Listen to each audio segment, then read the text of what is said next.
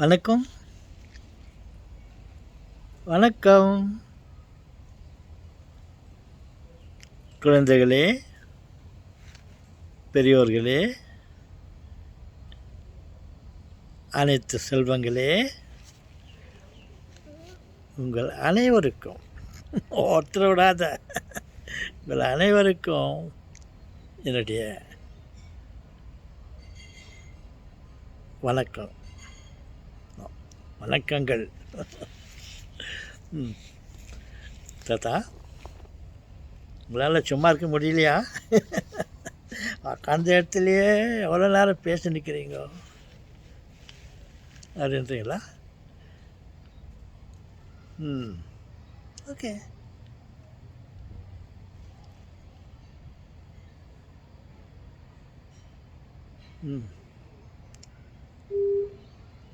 என்ன தாத்தா அப்படியே கூர்ந்து கவனிக்கிறீங்க? இல்லை, உங்கள்கிட்ட எதாவது பேசலான்னு பார்த்தா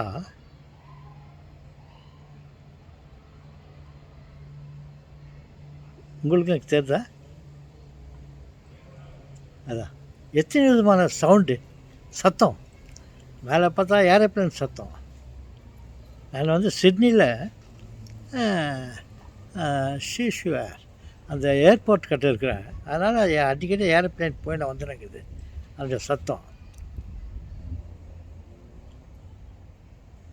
அப்புறம் அங்கே யாரும் லொட்டு புட்டுன்னு சத்தம் போடுறோம். பக்கத்து வீட்டிலேருந்து சத்தம் வந்துருக்குது.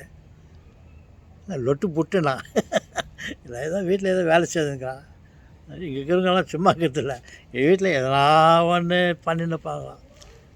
அவங்களுக்கு தேவையான வேலையெல்லாம் அவங்களே பண்ணிக்குவாங்க. அவங்க யாரும் இந்த ஒர்க்கர்ஸ்களெல்லாம் டிபெண்ட் பண்ண மாட்டாங்க. இந்த கார்டன் வேலை கூட அவனே பண்ணினப்பான். ஒரு சின்ன வண்டி தயார் பண்ணி வச்சுக்கிறான். அதில் பொருள்னு சத்தம் போட்டு இங்கே இருக்கிற கச்சா மச்சான் இருக்கிற பில்லுங்களெல்லாம் லெவல் பண்ணிடுவான். வீட்டெல்லாம் சுத்தம் பண்ணி வச்சுக்குவான். வீட்டெல்லாம் க்ளீனாக வச்சுக்குவாங்க. அது அவங்களுடைய பழக்கம். நம்மளை விட அவங்களுக்கு கொஞ்சம் அதிக பழக்கம்னு சொல்லலாம். அப்படி இல்லை, நம்ம கூட அப்படி தான் பண்ணுறோம். நம்ம வீட்டை நம்ம தானே சுத்தம் பண்ணணும். நம்ம கையை நம்ம தானே கழுவணும். நீங்கள் வேறு என்ன கூட நினச்சிங்க, முகத்தை கூட நம்ம முகத்தை நம்ம தானே கழுவணும். வேறு யார் கழுவாங்க? குழந்தையா இருக்கும்போது யாரும் கழுவி விடுவாங்க. கொஞ்சம் பல்லெல்லாம் விளக்கி விடுவாங்க. ஓகே. என்ன சொல்ல வரேன்னா, எங்கே பார்த்தாலும் சத்தம் வருது. அந்த சத்தம் எங்கேருந்து வருதுன்னு பார்த்தா, அதான் சைலண்ட் சத்தம். இதெல்லாம் சைலண்ட்டு சத்தம். சத்தம் கொஞ்சம் ஜோராக வருது சத்தம். அது என்ன சைலண்ட்டு சத்தம், மெதுவாக ஜோரானாக்கா நமக்கு காதுக்கு கேட்குற அளவில் அங்கே எதிரான சத்தம் போட்டால் கொஞ்சம் அதிகமாக சத்தம் கேட்கும். அதே சத்தம் தூரமாக, அது ஒரு சத்தம்.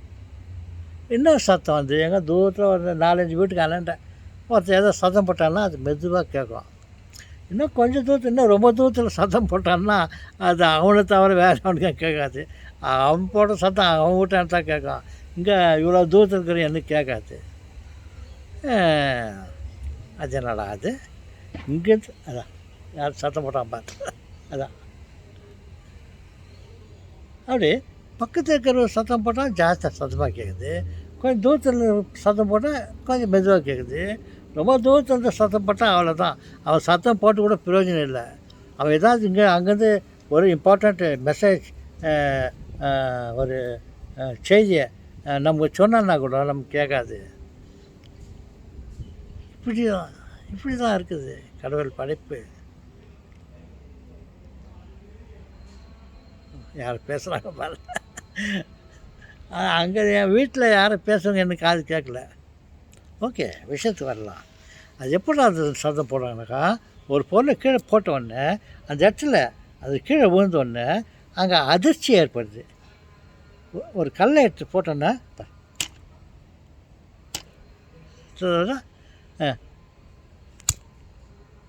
அது ஒரு 2 பொருள் ஒன்றா சேரும்போது அங்கேருந்து ஒரு அதிர்வு ஏற்படுது. அந்த அதிர்வு ஏற்படுது. அதிர்வுனா என்னாக்கா, ஒரு அதிர்விலிருந்து ஒரு இந்த காற்று அலை, இந்த காற்று அலை உருவாகுது. அந்த காற்று அலை வந்து அங்கேருந்து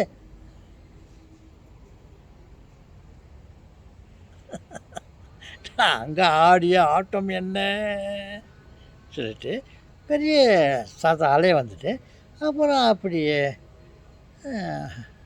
அலை அப்படியே அடங்கி போகுது. ஆனால் நான் தூரமாக இருக்கிறவனுக்கு இந்த அலையாக கிடைக்காது. அதாவது ஒரு கிணத்துல வந்து ஒரு கல்லை தூக்கி போடுங்க, அமைதியாக இருக்கிற இடத்துல கிணத்துல ஒரு கல்லை தூக்கி போட்டோன்னே அது அங்கே சென்ட்ரலேருந்து ஒரு பெரிய அலை உருவாகும். அலை உருவாகிட்டு அப்படியே அந்த அலை அப்படியே அடங்கி போய்ட்டு அந்த கிணறு வட்டாரத்துக்கு போகிறதுக்குள்ளே அடங்கிடும். அதுதான் வேவ்ஸ், அலைகள்னு சொல்லுவாங்க. அதே மாதிரி தான் அந்த காற்று அலைகள் ஒன்று டச் ஆகும்போது அந்த அலைகள் உருவாகுது. அது நமக்கு பக்கத்தில் காது கேட்குது. அதான் சத்தம். ஆளாளுக்கு அவன் வித்தியாசமான சத்தம் போட்டுருந்தாக்கா வித்தியாசமான சத்தங்களெல்லாம் காதில் கேட்கும். அதுக்கு தான் வேவ் ஃப்ரீக்வன்சி, வேவ் அலைகள், வேவ் லென்த், வேவ் பிச்சு, கிச்சி புச்சி கச்சி நல்லா இருக்குது. அது மாதிரி ஒரு நிலைமை ஏற்படுது. அதனால தான் அந்த சத்தம் வருது அப்படின்ட்டு இருக்கிற விஷயத்த நான் சொல்கிறேன். அப்படின்னு நான் தெரிஞ்சுருக்கிறேன். அதே சமயத்தில் எங்கேயோ ஒரு ஊரில் இருக்கிறவங்க வந்து ஒரு சமாச்சாரத்தை நமக்கு சொல்லலைனாக்கா இந்த காற்றலைகளால் அதில் கலந்து அனுப்ப முடியாது. ஓகே, அவன் என்னப்பா அதுக்கு என்னென்னு வந்து இந்த எலக்ட்ரான் புரோட்டான், என்ன தாத்தா நீங்கள் எலக்ட்ரான் புரோட்டானை விட மாட்டீங்க மாதிரி தெரியுது. எல்லாமே அதுதானே சார், அதுலேருந்து தானே சார் எல்லாமே இருக்குது. அதை நம்ம யூஸ் பண்ணாமல் இருக்க முடியாது.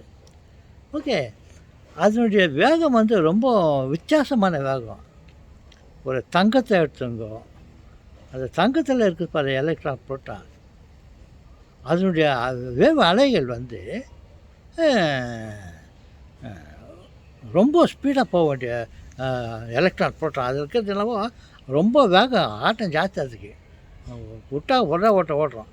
எவ்வளோ வேகத்தில் ஓதுனாக்கா 1,86,000 கிலோமீட்டர் பெர் செகண்ட். இந்த லைட்டுக்கு இந்த லைட்டுக்கு கூட யாருக்குறைய அதே ஸ்பீட் தான். அது ரொம்ப ஸ்பீடாக போவோம். இந்த வுட்டு எல்லாம் இல்லையா, மரம், வுட்டு, மண், அது அதெல்லாம் மந்தமாக போவோம். இந்த காப்பர், அலுமினியம் இது இருக்கிறதெல்லாம் டிஃப்ரெண்ட் குவான்டிட்டியில் ஸ்பீடில் போவோம். சிலது வந்து இன்சுலேட்டர்னு சொல்லுவாங்க. அந்த மரம், செடி, கொடி, கண்ணாடி பண்ணாடி அதெல்லாம் இருக்குது இல்லையா, அதெல்லாம் ரொம்ப வேகம் கம்மியாக போவோம். நம்ம வந்து நம்ம வீட்டில் பேசுகிற பேச்சை வந்து இன்னொருத்தங்கிட்ட, ஃபாரினில் இருக்கிறவங்கக்கிட்ட, இந்தியாவில் இருக்கிறவங்க வந்து இங்கிலாண்டில் இருக்கிறவங்க கட்டியும், இங்கிலாண்டில் இருக்கிறவங்க வந்து நிலாவில் இருக்கிறவங்க கட்டியும், நிலாவில் இருக்கிறவங்க வந்து இன்னும் வேறு தூரம் என்ன இருக்குது, செவ்வாய் கிரகம் அங்கே இருக்கிறவங்க கட்டியும் விஷயத்தை சொல்லணுன்னாக்கா இங்கேருந்து ஹலோன்னு கை தட்டி சொன்னாக்கா அவனுக்கு கேட்காது. இந்த இங்கேருந்து கொஞ்சம் தான் கேட்கும்.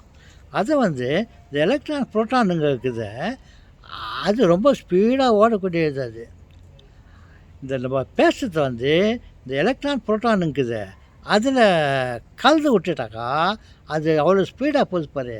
அது அவ்வளோ ஸ்பீடில் ஒரு 2 நிமிஷத்துக்கு 2 செகண்டுக்குள்ளே இங்கேருந்து சந்திரமண்டலுக்கு போய்டும் அது சத்தம். அதை இந்த எலக்ட்ரான் புரோட்டான்களில் கலந்து விட்டுட்டாக்கா அது இங்கேருந்து அலோனாக்கா அவனுக்கு கேட்டுரும், ஒரு செகண்டில் கேட்டுரும். அதனால் அந்த மாதிரி விஷயத்துலலாம் இந்த எலக்ட்ரான் புரோட்டான்களில் கலந்து விட்டுட்டாக்கா அது சீக்கிரமாக போய்டும். அதுக்கு வந்து ரேடியோ ஃப்ரீக்வன்சி ஆர்எஃப், நான் அது ஆர்எஃப், இது R for radio, F for frequency, radio frequency, மின்சார அலைகள், மின் அலைகள் சொல்லுவாங்க. அதில் கலந்து விட்டாக்கா இம்மிடியேட்டாக அதில் போய் சேர்ந்துடும். இப்போது ரொம்ப தூரத்தில் இருக்கிறவங்களுக்கெல்லாம் கேட்டுரும். இது ஆடியோ ஃப்ரீக்வன்சி ஏஎஃப், அது என்ன ஆர்எஃப், இது ஏஎஃப். ஏஎஃப்னாக்கா audio, A for audio, F for frequency, audio frequency. இந்த காதில் கேட்குற அளவுக்கு இருக்குதில்ல, பேசுனாக்கா கொஞ்சம் தூரத்துக்கும். ஆர்எஃப் ஃப்ரீக்வன்சி, ரேடியோ ஃப்ரீக்வன்சின்றது வந்து மின்சாரத்தில் கலந்து அனுப்புறது இருக்குது. இந்த மாதிரி நம்ம இந்த சத்தத்தை வந்து அதில் விட்டாக்கா அங்கே போவோம், இதில் விட்டாக்கா இங்கேயே போவோம் அப்படின்னெல்லாம் இருக்குது. இந்த சத்தத்தை கேட்ட உடனே உங்கள்கிட்ட நான் சத்தம் போட்டு சொல்லின்னுக்கிறேன். நல்ல வேலைக்கு நான் வாயில் பேசுகிறதுனால ஆடியோ ஃப்ரீக்வன்சி ஆகிறதுனால ஓ நீங்கள் தூரந்து கேட்குறீங்களா, அப்போ அது ஆர்எஃப் அதில் கலந்து விட்டோன்னா உங்களுக்கு கேட்கும். இங்கே நான் கற்றுறது இந்த பக்கத்து வீட்டில் வேணும்னாக்கா கேட்டுக்கலாம். அதுக்கு ஆடியோ ஃப்ரீக்வன்சி. தூரத்தில் ஆஃப்ரிக்காவுக்கு பேசுகிறேன்னாக்கா அது ஆர்எஃப் ரேடியோ ஃப்ரீக்வன்சி அப்படின்னு உங்களுக்கு சொல்லாண்டு கொஞ்சம் மனசில் வச்சு சொல்லிட்டேன். என்ன தாத்தா நீங்கள் என்னென்ன சொல்கிறீங்களே தாத்தா, நீ ஒரு பெரிய சயின்டிஸ்டாக இருக்குது இல்லைன்னா சான்ஸ் நீங்களாம் வயசாகி போச்சு, இன்னும் கொஞ்ச நாள் இருந்தாக்கா நீங்கள் பெரிய சயின்டிஸ்ட் ஆகிடுவீங்க தாத்தா, என்னென்ன சொல்கிறீங்களே தாத்தா, எலக்ட்ரான்ன்றீங்கோ ப்ரோட்டான்ன்றீங்கோ அது ரெண்டு வச்சாக்கா ஆட்டோம்ன்றீங்கோ, சரி என்னென்ன சொல்கிறீங்களே தாத்தா, நீங்கள் ரொம்ப அர்ஜென்ட்டாக இருக்கிறீங்கோ, சரி தாத்தா tata bye. Okay bye children's.